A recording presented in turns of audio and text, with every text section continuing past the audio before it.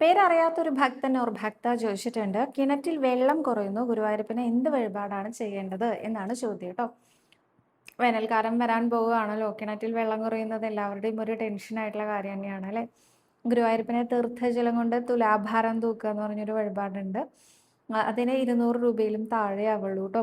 അങ്ങനെ ചെയ്യാം, അത് നല്ലതാണ്. അതല്ലെങ്കിൽ ഗുരുവായൂരപ്പന് കിണറ്റിലെ വെള്ളം കുറച്ച് കൊണ്ടുവന്ന് ഒരു പുതിയ പാത്രം വാങ്ങി അതിൽ കുറച്ച് വെള്ളം കൊണ്ടുവന്ന് ഗുരുവായൂരപ്പന് സമർപ്പിക്കുന്നതും വളരെ നല്ലതാണ്. കാരണം എന്താ വെച്ചാൽ ഇവിടെ എന്തും സമർപ്പിക്കാം. ഗുരുവായൂർ അമ്പലത്തിൻ്റെ ഏറ്റവും വലിയ പ്രത്യേകത അതാണ്. ഇവിടുത്തെ വഴിപാടുകൾക്ക് ഒരു എണ്ണമോ തിട്ടമോ രീതിയോ ഒന്നുമില്ല. ഭക്തർക്ക് എന്താണോ ഭഗവാന് കൊടുക്കേണ്ടത് അതിവിടെ കൊണ്ടുവന്ന് സമർപ്പിക്കാം.